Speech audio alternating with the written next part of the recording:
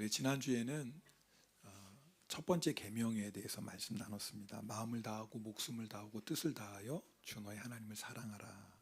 이것이 가장 큰 계명이다 말씀드렸습니다. 여러분, 예배는 하나님을 만나는 시간입니다.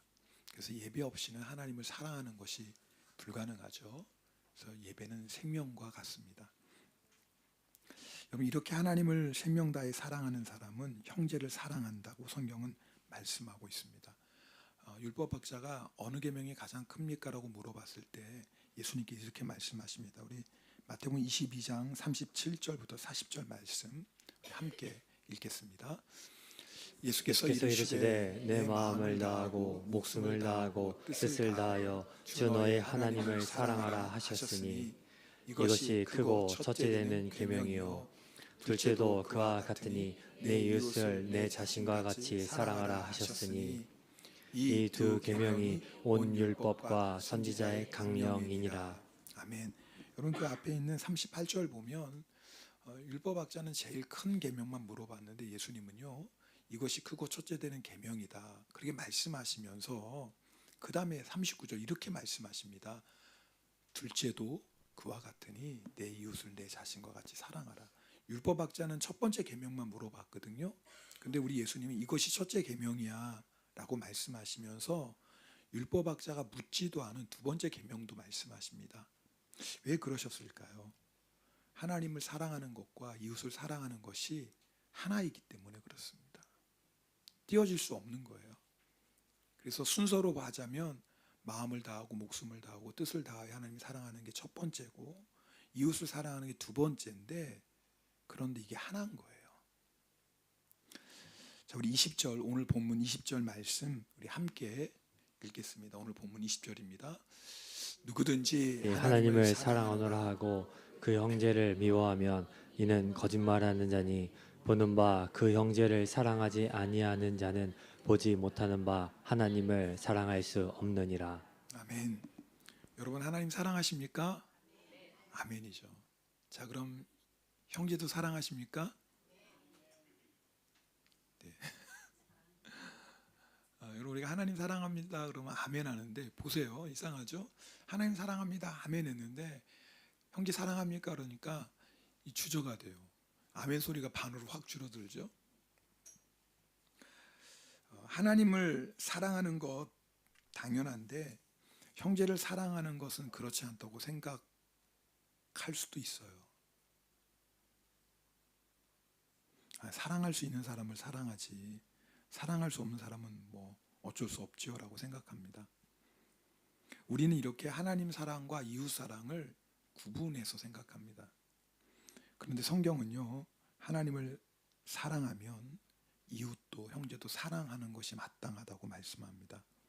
그러니까 내가 하나님을 사랑하는데 형제를 사랑하지 않는다면 그게 뭐예요? 거짓말이다고 성경은 말씀. 여러분, 이게 성경 말씀이에요. 여러분, 우리가 하나님의 말씀을 내 수준으로 끌어내려면 안 돼요. 무슨 말이냐면 하나님의 말씀 그대로를 받아야지. 하나님을 사랑하면 형제도 사랑한다고 말씀해요. 그렇다면 내가 형제를 사랑하지 않는다면 하나님도 사랑하지 않는다라는 거예요. 목사님, 이게 무슨 말씀이에요?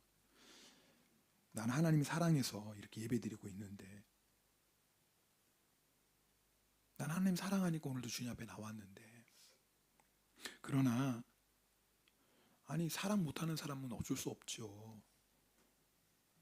여러분, 우리가 이렇게 생각한다라는 건 오늘 성경 말씀과 맞지 않는 거예요.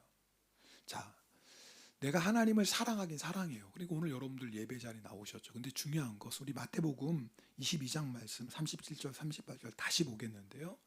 자, 우리 다시 한번 보겠습니다. 읽겠습니다. 예수께서 이르시되 내 마음을 다하고 목숨을 다하고 뜻을 다하여 주 너의 하나님을 사랑하라 보셨어요? 하셨으니. 자, 여러분 보세요. 주님은 뭐라고 말씀하셨냐면 이렇게 말씀하시지 않았어요. 너 하나님 사랑해. 이것이 첫째 되는 계명이야. 이렇게 말씀하시지 않았어요. 주님 뭐라고 말씀하셨어요? 내 마음을 다하고 목숨을 다하고 뜻을 다하여라고 분명히 말씀해요. 자, 그러니까 오늘 우리가 하나님 사랑하셔서 오늘 예배드리고 있는데, 내가 하나님을 사랑하면서도 내가 형제를 사랑하지 못한다면 하나님 사랑하는 건 맞는데 뭐냐면 마음을 다하고 목숨을 다하고 뜻을 다한 사랑은 아닌 거예요. 사실 이게 우리의 문제예요. 우리가 하나님을 사랑하지만 우리의 마음이 하나님 아닌 다른 것에 가 있을 수 있어요. 여러분 어떠세요? 여러분 마음이 온전히 하나님께로 향해 있습니까? 우리가 하나님을 사랑해요. 사랑하는데 목숨까지 바쳐서는 사랑 못해. 하나님 사랑은 하지. 또 어떻게 목숨까지 다해서 하나님을 사랑하겠어요? 그럴 수는 없죠. 하나님 사랑하는데 내 뜻과 하나님의 뜻이 다르면 하나님 뜻 따라갈 수 없죠. 여러분 이게 뭐냐면 이게 바로 하나님보다 자아를 더 사랑하는 겁니다.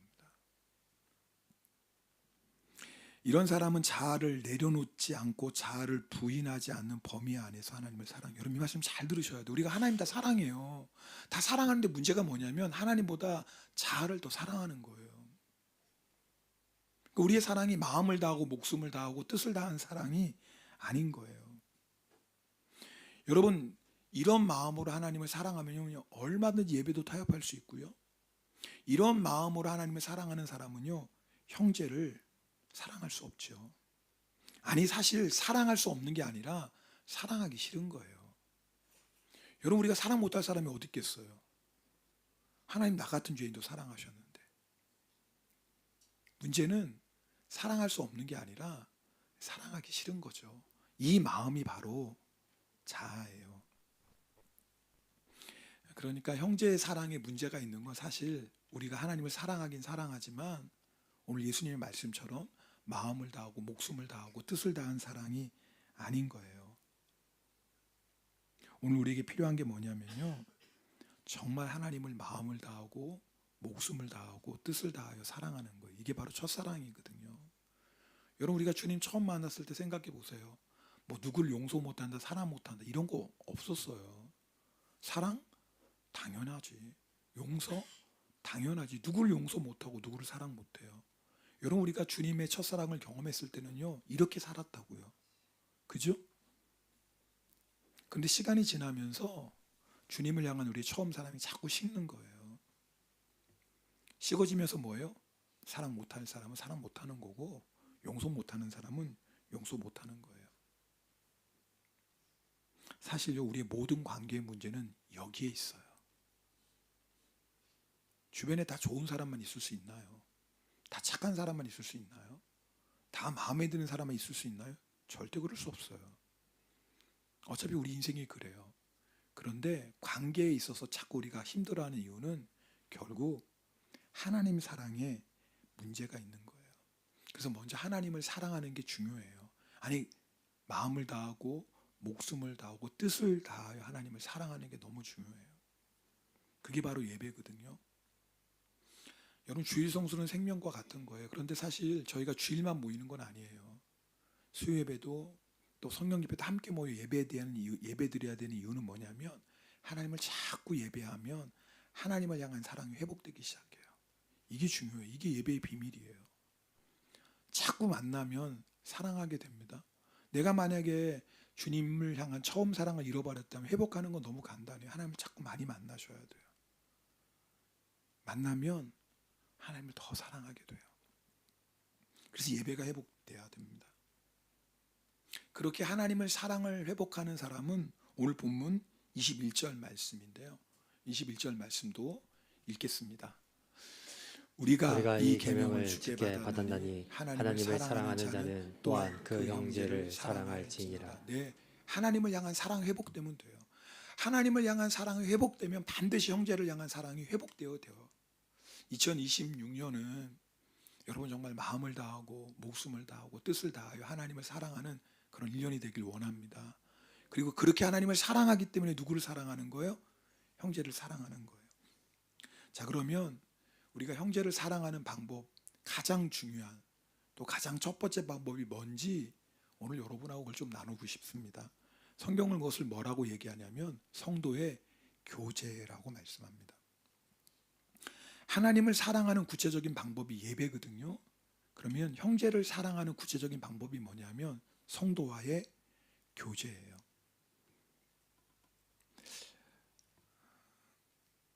그런데 성도들 가운데 이 성도의 교제를 선택사항이라고 생각하시는 분들이 의외로 많습니다. 그러니까 바빠도 예배는 빠지지 안 되지만 바쁘면 교제는 안 해도 된다고 생각하는 거예요.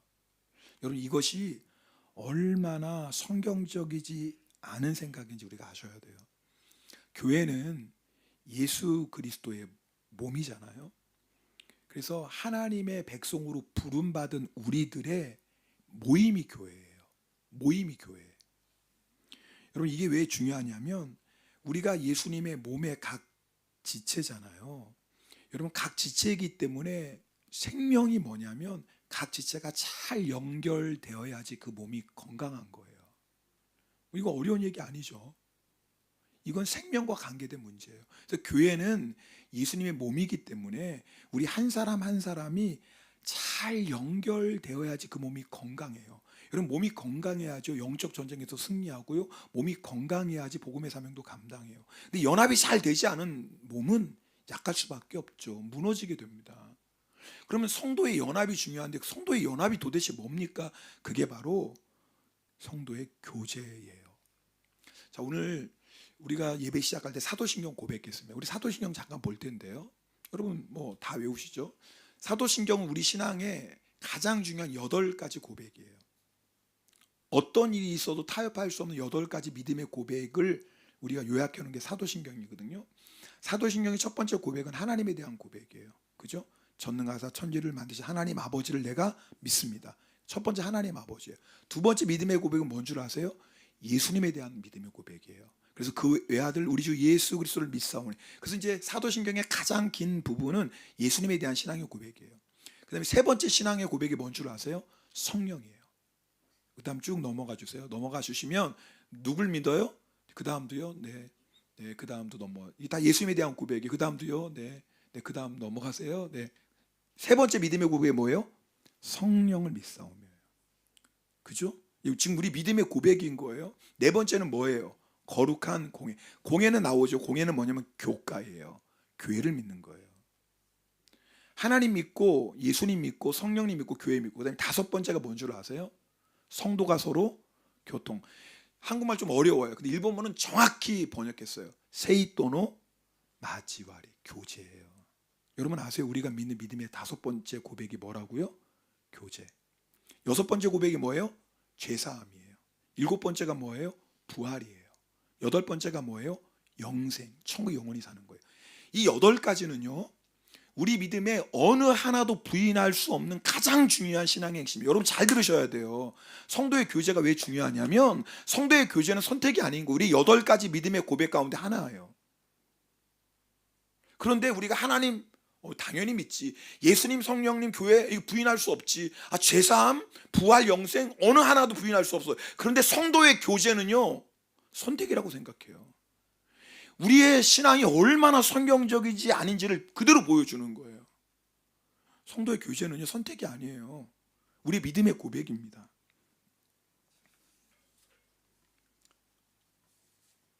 초대교회 성도들의 신앙의 모습을 사도행전 2장 46절에 그대로 보여주고 있거든요. 사도행전 2장 46절 말씀 우리 함께 보겠습니다. 사도행전 2장 46절입니다. 네, 제가 읽어드릴게요. 날마다 마음을 같이하여 성전에 모이기를 힘쓰고 집에서 떡을 떼며 기쁨과 순전한 마음으로 음식을 먹고. 초대교회 성도들 네 감사합니다. 여기 중요한 단어가 뭐냐면 날마다 마음을 같이 어디에 모였어요? 성전에 모였어요. 그 다음에 성전에 모이는 걸로 끝나는 게 아니에요. 두 번째 어디서 모였어요? 집에서. 사실 초대교회 성도는 이 두 가지가 전부예요. 날마다 교회에서 모여서 예배 드렸어요. 근데 그걸로 끝난 게 아니에요. 그 다음에 어디서 모였어요? 집에서 모였어요. 여러분 이게요 초대교회 성도들의 전부였어요. 그들은 성전에 모여서 이렇게 오늘과 주일 예배 오면 함께 예배 드린 거예요. 근데 예배 드리고 그냥 끝난 게 아니에요. 예배 드린 다음에 그다음에 어디서 모이는 거예요? 집에서. 예배 교회에서 예배 드리고 이러면 됐지 끝이지라고 절대 하지 않았어요. 여러분, 초대교회는 모든 교회의 본이 되고 모든 교회의 지침이 돼요. 여러분, 왜 집에서 모였어요? 교제하려고 모인 거예요.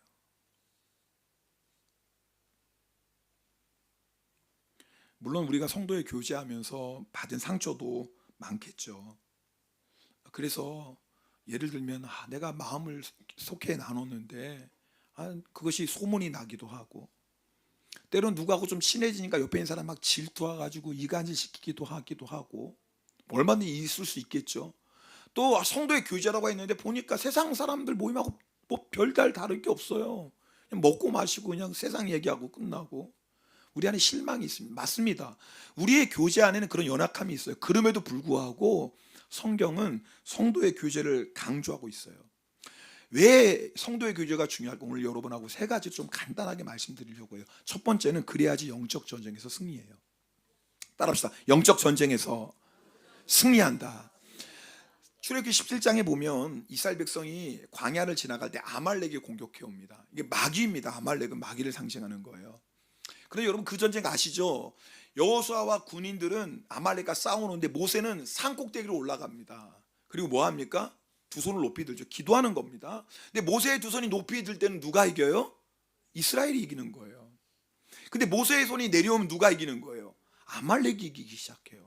문제는 뭐냐면 모세의 기도의 손이 계속 올라갈 수가 없는 거예요. 그때 아론과 훌이 모세의 기도의 손을 받쳐줍니다. 예수님은요, 이 모세와 아론과 훌의 기도에 대해서 마태복음 18장 19절 20절에 이렇게 말씀하셨어요. 우리 이 말씀도 함께 읽겠습니다. 마태복음 18장 19절 20절입니다. 진실로 다시 너희에게 이르노니 너희 중에 두 사람이 땅에서 합심하여 무엇이든지 구하면 하늘에 계신 내 아버지께서 그들을 위하여 이루게 하시리라. 두세 사람이 내 이름으로 모인 곳에는 나도 그들 중에 있느니라. 여러분, 나 혼자 기도로 충분하다고 생각하세요? 성경은 절대 그렇게 말씀하지 않아요. 여러분, 모세 같은 그런 믿음의 사람도요, 기도의 동역자가 필요했어요. 모세만이 아니에요. 사도 바울도 함께하는 믿음의 동역자가 있어서 복음의 사명을 감당해요. 그 놀라운 건요, 예수님도 그러셨어요. 예수님도 마음이 너무 힘들 때는요, 혼자 가시지 않았어요. 누구 데리고 가요? 베드로와 야고보와 요한 데리고 다니세요. 물론 나 혼자 기도로 충분할 때가 있죠. 그러나 영적 전쟁이 치열할 때는요, 기도의 동역자, 믿음의 동역자가 필요해요. 초대교회 성도들이 기도할 때마다 성령으로 충만해진 이유가 여기 있어요. 절대 초대교회 성도 혼자 기도하지 않았어요. 함께 모여. 여러분, 50일 기도학교 함께 모이셔야 돼요. 그때는 온라인으로 들으신 분들 다 오세요. 언제부터 우리가 뭐 온라인으로 드렸다고 온라인으로 합니까? 물론 그게 필요 없다는 거 아닙니다. 집도 멀고 여러 가지 상황이 있으면 그것도 너무 귀해요. 정말 온라인으로 드리는 분들도 똑같은 은혜가 있기를 원해요. 그러나 50일 기도학교는 함께 모이자고요. 초대교회 성도들처럼. 성도의 교제의 능력이 중요한 이유는 전도서 4장 9절 10절에도 명확히 말씀합니다. 우리 전도서 4장 9절 10절 말씀도 함께 읽겠습니다. 두 사람이 한 사람보다 나음은 그들이 수고함으로 좋은 상을 얻을 것임이라. 혹시 그들이 넘어지면 하나가 그 동물을 붙들어 일으키려니와 홀로 있어 넘어지고 붙들어 일으킬 자가 없는 자에게는 화가 있으리라. 누구나 넘어질 수 있어요. 또 넘어져요. 근데 중요한 건 넘어질 때 붙들어 줄 사람이 있어야 돼요. 이게 성도의 교제예요.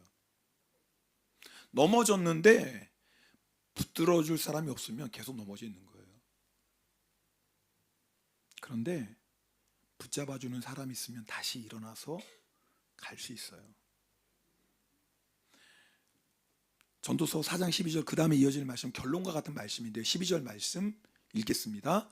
한 사람이면 패하겠거니와 두 사람이면 맞설 수 있나니 세 겹줄은 쉽게 끊어지지 아니하느니라. 영적 전쟁에서 이기려면 반드시 성도의 교제가 있어요. 여러분, 그러면 잘 들으셔야 돼요. 왜 영적 전쟁에서 이기는 게 중요한가?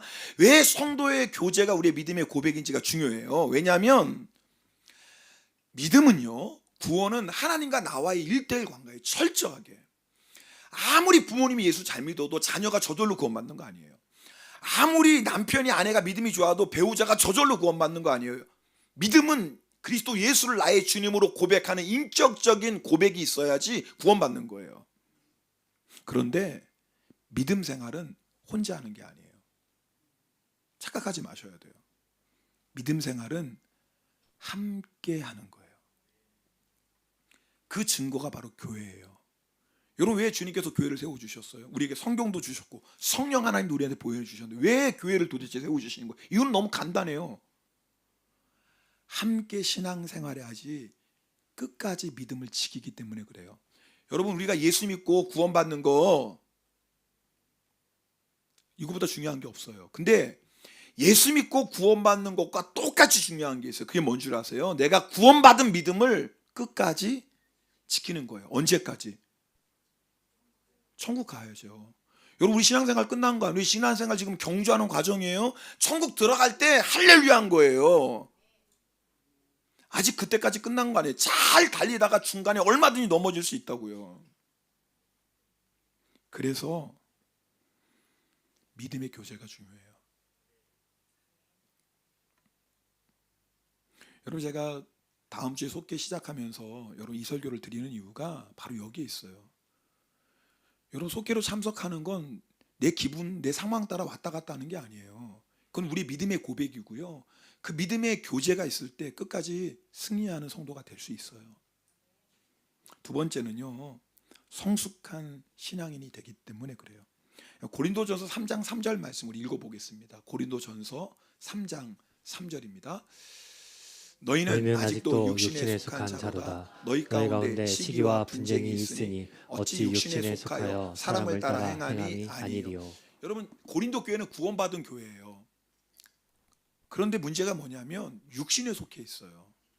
다른 말로 또 표현해 보면 어린아이와 같아요. 그러니까 고린도 교회 성도들은 예수를 믿고 구원받긴 구원받았는데 믿음이 애예요. 어린아이예요. 왜 그럴까? 여전히 시기와 분쟁이 있어요. 여러분, 우리가요, 내 신앙이 성숙한 믿음인지 어른의 믿음인지 어린아이의 믿음인지 나누는 기준이 뭐냐면 다른 사람과 어떤 관계를 맺고 있는지가 기준이에요.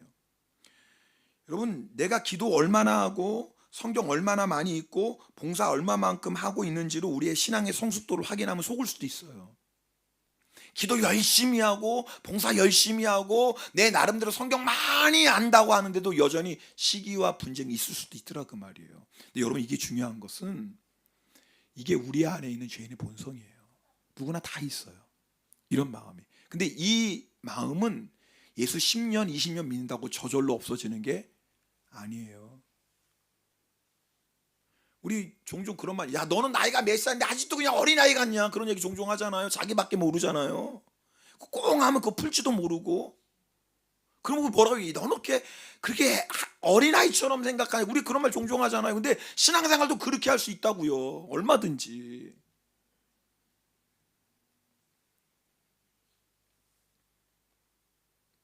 자신이 좋아하는 사람에게는 아까운 것 없이 없을 정도로 막 베풀어주는 분들이 있죠. 근데 자신이 마음에 들지 않는 사람은 따뜻한 인사조차 안 해요. 이게 신앙적으로 어린아이인 증거거든요.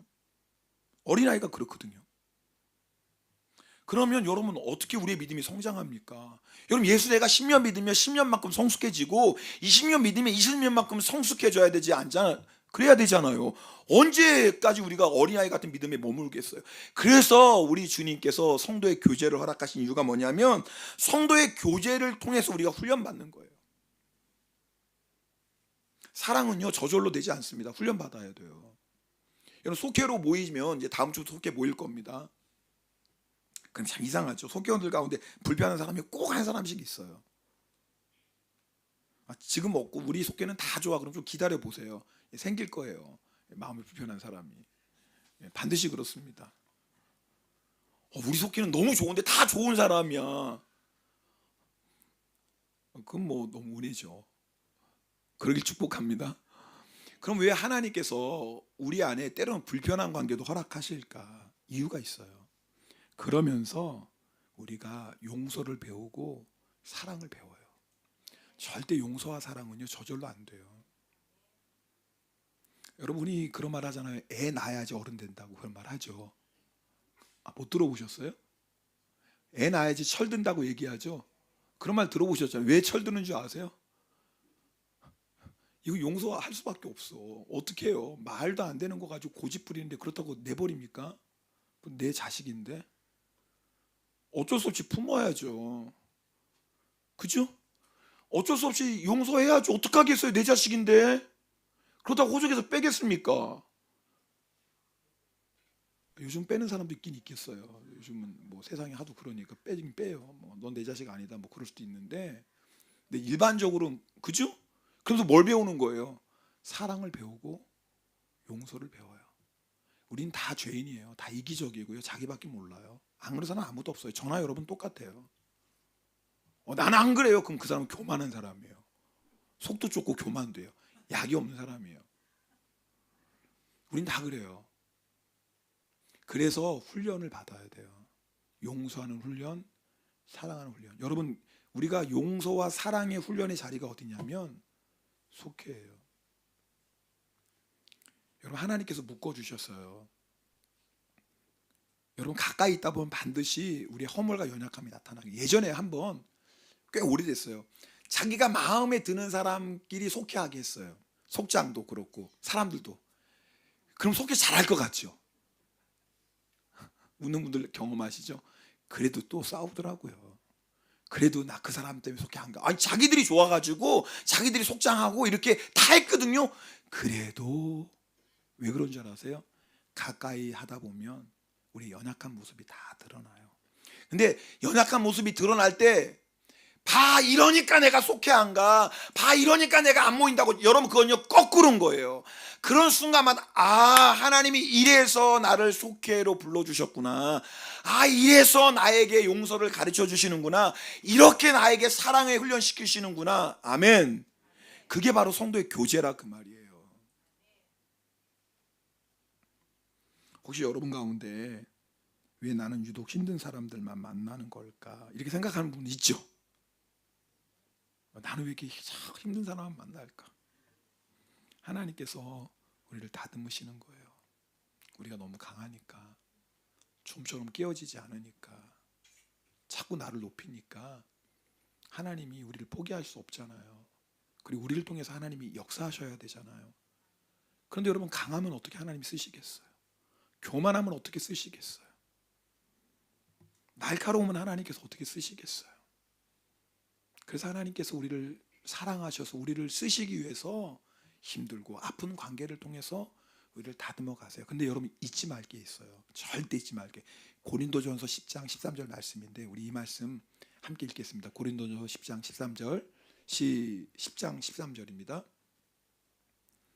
네, 다 아는 말씀인데 같이 읽겠습니다. 시작. 사람이 감당할 시험 밖에는 너희가 당한 것이 없나니 오직 하나님은 미쁘사 너희가 감당하지 못할 시험 당함을 허락하지 아니하시고 또한 시험 당할 즈음에 그다음에요. 그다음도 보여주세요. 네. 시험 당할 즈음에 또한 피할 길을 내사 너희로 능히 감당하게 무슨 하시느니라. 말이냐면 내가 그 관계 때문에 정말 너무 힘들어서 무너질 것 같은 관계는 하나님 허락하시지 않는다 그 말이에요. 그러니까 하나님이 우리에게 허락하신 모든 관계는 감당할 수 있다 그 말이에요. 피할 길도 누가 주세요? 주님이 내주시는 거예요. 피할 길은 도망가는 길이 아니에요. 피할 길은요 그 사람을 감당할 수 있는 사랑도 주시고 은혜도 주십니다. 그래서 우리 믿음이 성장해 가는 거예요. 세 번째 왜 우리가 성도의 교제가 중요하냐면 그것을 통해서 우리의 신앙생활이 풍성해지기 때문에 그래요. 초대교회 성도들은 이렇게 신앙생활하는데 모습이 사도행전 4장 32절 34절 35절에 초대교회 성도들이 교제를 통해 이루어진 모습이 나오는데 우리 그 말씀도 읽겠습니다. 믿는 우리가 한 마음과 한 뜻이 되어 모든 물건을 서로 통용하고 자기 재물을 조금이라도 자기 것이라 하는 이가 하나도 없더라. 사도들이 큰 권능으로 주 예수의 부활을 증언하니 무리가 큰 은혜를 받아 그 중에 가난한 사람이 없으니 이는 밭과 집 있는 자는 팔아 그 판 것의 값을 가져다가 사도들의 발 앞에 두매 그들이 각 사람의 필요를 따라 나누어 줍니다. 여러분 물질은요 나를 위해서만 사용하는 물질은 절대 우리 행복하게 못합니다. 당연히 나를 위해 사용하죠.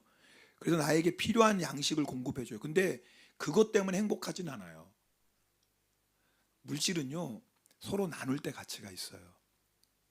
하나님께서 성도의 교제를 허락하신 이유가 뭐냐면 반드시 우리 안에 도움이 필요한 사람이 있고 뭐 그것이 물질적이든 정서적이든 아니면 여러 가지 어려운 일을 만나서든 반드시 도움이 필요한 사람이 있습니다. 여러분, 그럴 때 우리가 서로 도와주면 어떤 일이 있냐면 도움을 받는 사람은 필요를 채워지기 때문에 풍성해지고요. 도와주는 사람은 돕는 것을 통해서 하나님이 주시는 놀라운 기쁨을 누리거든요. 그래서 받는 자보다 주는 자가 복된 거예요. 받는 기쁨도 크지만요, 주는 기쁨은 비교할 수가 없어요. 그래서 하나님께서 성도의 교제를 통해서 우리의 신앙생활을 풍성하게 해주세요. 여러분, 세상이 얼마나 강박해요. 그런데 여러분, 그래도요 교회 안에는 하나님의 사랑이 있습니다. 물론 여러분, 교회 안에 두 가지가 같이 있어요. 여러분 잘 아셔야 돼요. 교회 안에 실망스러운 모습이 있어요. 연약한 모습이 있어요. 부끄러운 모습이 있어요. 세상 사람하고 똑같은 모습 교회 안에 있어요. 근데 이것만 있는 게 아니에요. 이것만 있는 게 아니라 교회 안에는요 사랑이 있고 은혜가 있고 용서가 있고 화목이 있습니다. 아세요? 두 개 있어요. 나는 이거밖에 못 봤는데 그러면 그것만 모아서 그래요. 이것도 있다니까요. 중요한 건 내가 어느 것을 보느냐가 중요한 거예요. 이번에 마사키 군이 교통사고 당해서 뭐 우리 라인으로 다 기도했으니까 그때 차 지사님이 이런 고백을 하시더라고요. 목사님, 저는 우리 성도들 이렇게 사랑 많은 줄 몰랐어요. 그랬어요. 이렇게 사랑 많은 줄 몰랐어요. 정말 한 마음으로 기도해 주는 것이 얼마나 큰 힘을 얻었는지 그 고백을 하더라고요. 여러분, 그 고백을 듣고 저는 너무 감사했어요. 맞아요, 우리 사랑 많아요. 근데 어떤 사람, 뭐 우리가 무슨 사랑이 있어요? 그 사람은요 한쪽만 보는 사람이에요. 한쪽만 보는 사람은요 우리 교회가 사랑도 없고 차갑고 메마로 이렇게 얘기할 거예요. 그런데 아세요? 어떤 사람은 야, 우리 교회 사랑 많지, 은혜 많지, 정말 기쁨이 많아, 이렇게 똑같은 교회인데 이렇게 고백하는 사람이 있어요. 무슨 차이인 줄 아세요? 내가 지금 무엇을 보고 있느냐예요. 저는요 정말 우리 치바 영광교회 성도들이 제일 좋습니다. 왜 그런지 알아요? 좋은 것만 보니까. 만약에 나쁜 거 봐봐요. 그럼 아마 이럴 거예요. 야, 우리 교회 성도들처럼 나쁜 사람은 이렇게 말할지도 모르겠어요. 나쁜 것만 보면. 근데 좋은 거 보세요. 이렇게 좋은 성도님이 어디 있어? 우리 교회 같은 성도님들이 어디 있어? 없어요. 이렇게 좋은 분들. 착각이라고요? 착각 아니에요. 지금 착각이라고 생각하시는 분은 여러분 한쪽만 봐서 그런 거예요. 한쪽만 보면요 정말 좋은 사람 없지. 여러분 뭘 보고 계세요? 여러분 뭘 보고 계시나요? 이 원리는 똑같아요. 가족도 그런 거 아닌가요? 내 가족에 부족한 거, 연약한 거 보면 나같이 불행한 여자도 없어. 내가 어떻게 이런 남편을 만나고 왜 하필이면 내 자식은 이럴까? 나처럼 불행한 사람이 없어. 나쁜 것만 보면. 근데 좋은 거 보세요. 감사야. 남편이 나 같은 여자 데리고 살아줘서. 아멘 안 할 줄 알았어요. 아멘 안 할 줄 알았는데 나 같은 여자 데리고 살아. 내 자식이 너무 감사해. 더 좋은 부모 만났으면 행복하게 살 수 있는데 나같이 부족한 부모 만나서 그래도 부모라고 자녀들이 아빠 엄마 사랑해 얼마나 감사해요. 뭘 보느냐가 중요한 거예요. 여러분, 우리가 이렇게 서로 좋은 모습, 아름다운 모습을 보고 교제하잖아요. 그럼 어떤 역사가 일어나요? 좋은 것은 점점 커져요. 이게 영적 원리예요. 우리가요 안 좋은 거, 부족한 거 거기에 계속 집중하고 불평 원망하잖아요. 그러면 점점 그게 더 커집니다. 이게 영적 원리예요. 그런데 좋은 것, 그것이 처음엔 작게 보여도 그것을 감사하고 기뻐하고 자꾸 나누다 보면 이게 점점 더 커지는 거예요. 할렐루야. 그러니까 똑같은 교회에서도요 천국과 같은 신앙생활하는 사람이 있고, 잘 들으세요, 똑같은 교회에서 지옥 같은 신앙생활하는 사람도 있어요. 여러분 잘 들으셔야 돼요. 이게 천국 같은 천국 같은 교회가 따로 있고 지옥 같은 교회가 따로 있는 게 아니에요. 이 두 가지 모습이 다 있어요. 어느 교회든지, 지상의 교회는 어느 교회든지 그래요. 내가 무엇을 보느냐에 따라서 천국 같은 신앙생활을 할 수도 있는 거고, 내가 무엇을 보느냐에 따라서 지옥 같은 신앙생활을 할 수도 있는 거예요. 여러분 지금 어떤 신앙생활 하고 계십니까? 아멘. 그것이 성도의 교제가 우리에게 주는 풍성함이에요. 보네퍼 목사님이 아주 중요한 말을 했어요. 여러분 한번 들어보세요. 천천히 읽어드릴게요. 그 공동체, 교회인 거예요. 그 공동체에 멋진 체험이 없다고, 또는 교회로서 마땅히 가져야 할 모습이 보이지 않는다고, 수많은 연약함과 믿음의 부족 때문에 생기는 문제들만 가득하다고, 이런 이유들로 인해서 자신이 속한 공동체의 교제에 대해서 감사하지 않고 항상 불평을 내뱉는 사람은 공동체의 교제를 성수시켜 가고자 하시는 하나님의 역사를 방해하고 있다 그랬어요. 여러분, 우리가 왜 성도에 교제하는지 잘 들으셔야 돼요. 결론이에요. 사람이 좋아서 성도에 교제하는 거 아니에요. 성도에 교제하는 이유는 주님께서 그렇게 말씀하셨기 때문에 교제하는 거예요. 그러니까 마음에 든 사람이 있다 없다, 이게 교제 안 할 이유가 되지 않는 거예요. 우리가 교제하는 이유는 주님이 그렇게 하라고 말씀하셨어요. 순종하는 거예요. 근데 놀라운 건 우리가 주님의 교제하는 말씀에 순종하면 주님께서 역사하시기 시작해요. 그래서 연약한 우리 안에 주님께서 아름다운 사랑의 관계를 만들어가게 하세요. 이렇게 성도의 교제로 모이는 자가 예수님이 말씀하시는 두 번째 계명에 순종하는 성도예요. 우리 2026년의 첫 번째 계명, 예배 회복입니다. 두 번째 계명, 교제의 회복이에요. 이 두 가지 2026년에는 정말 예배가 회복되고 교제가 회복되는 한 해가 되기를 주님의 이름으로 축복합니다.